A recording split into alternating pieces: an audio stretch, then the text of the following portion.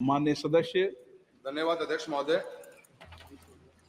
अध्यक्ष महोदय, देश के अंदर 15 दिसंबर 1963 को पहला केंद्रीय विद्यालय स्कूल खोला गया देश के अंदर। उसके बाद आज तक देश के अंदर करीब 1253 स्कूल खोले गए हैं।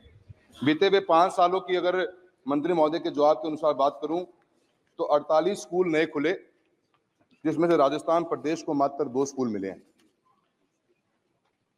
जिस स्पीड से स्कूल पिछले 56 साल में खुले, करीब 22 स्कूल प्रति साल खुलते गए और बीते हुए 5 साल में मात्र 2 स्कूल ही प्रति साल खुले।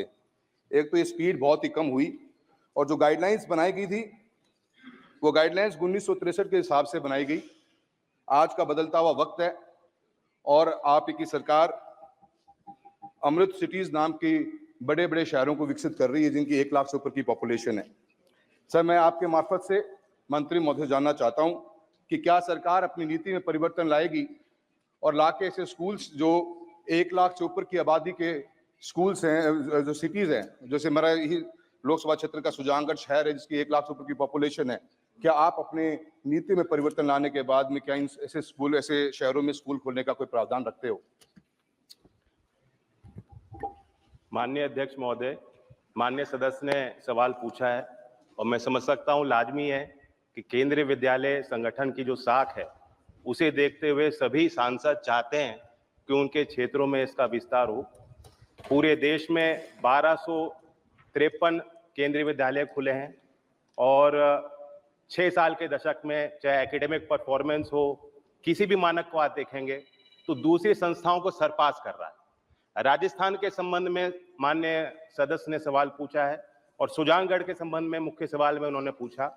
सुजानगढ़ को लेकर अभी हमारे पास कोई प्रस्ताव नहीं पेश हुआ है और उसकी एक पुरानी प्रक्रिया है, जिस प्रक्रिया को, जिस नियम को हमें फॉलो करना पड़ता है। माननीय सदस्य। मंत्री महोदय, मैंने यही बात पूछी है कि क्या हम पॉलिसी को चेंज करने की कोशिश करेंगे, क्योंकि आज की तारीख में दूर दराज के अंदर जहाँ स्कूल है, आज मेरा केंद्रीय विद्यालय जहाँ चूरू में है उससे 150 किलोमीटर की दूरी पड़ती है सुजानगढ़ की, और हम चाहते हैं कि हर एक पॉइंट पे एटलीस्ट हम अमृत सिटीज को तो टारगेट करें जहां 1 लाख से ऊपर की पॉपुलेशन है, और सुजानगढ़ को भी आप इसमें प्रायोरिटी लेंगे। इसी तरह आपने जो भी अपने आंसर में बात बताई कि central institute of higher learning जो है उनके 12 स्कूल खोले गए पूरे देश भर के अंदर, जिसमें राजस्थान को एक भी स्कूल नहीं मिला। ये जरूर एक अच्छा कॉन्सेप्ट है, पर इस कॉन्सेप्ट के साथ में राजस्थान को इससे वंचित किया गया है। आप इसकी शुरुआत सुजानगढ़ से करना चाहेंगे? मेरा आपसे क्वेश्चन रहेगा।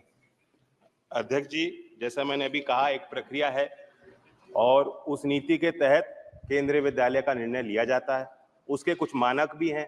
पहले तो हमें प्रस्ताव प्राप्त होना चाहिए, राज्य सरकार द्वारा होना चाहिए, गवर्नमेंट के मंत्रालय विभाग इसकी स्थापना कर सकते हैं। साथ साथ प्रोजेक्ट मोड में भी केंद्रीय विद्यालयों का निर्माण होता है। जो 12 केंद्रीय विद्यालय का जिक्र माननीय सदस्य कर रहे हैं वो प्रोजेक्ट मोड में भी हुए हैं।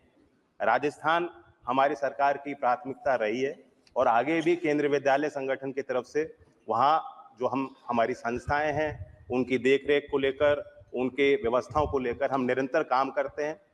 हमारी नीति में जो मुख्य प्रावधान है कि किस हिसाब से केंद्रीय विद्यालय स्थापित होगा, पहले तो प्रस्ताव आना चाहिए, जमीन आवंटित होनी चाहिए और टेम्परेरी अकोमोडेशन की सुविधा भी होनी चाहिए। उसके बाद ही हम आगे बढ़ सकते हैं। और केंद्रीय कर्मचारी भी होना चाहिए। जी, मैं माननीय सदस्यगणों से आग्रह करना चाहता हूं, ये प्रश्नकाल का पहला दिन है। माननीय सदस्यगण भी प्रश्न संक्षिप्त में पूछे, माननीय मंत्री जी भी संक्षिप्त में जवाब दें, तो हम ज्यादा क्वेश्चन ले सकते हैं। ये मेरा आग्रह है। श्री गोविंद कारजोल, सभी मान्य सदस्यों को जो प्रथम बार आए उनको पर्याप्त मौका देंगे। मैंने कनी मोदी जी को बता दिया, वरिष्ठ सदस्य को भी आग्रह किया है कि पहले प्रथम बार चुनकर आए उनको प्रश्नकाल में प्राथमिकता देने का मेरा आग्रह है, जिसको सदन मानेगा। आपको बोल गोविंद अभी गोविंद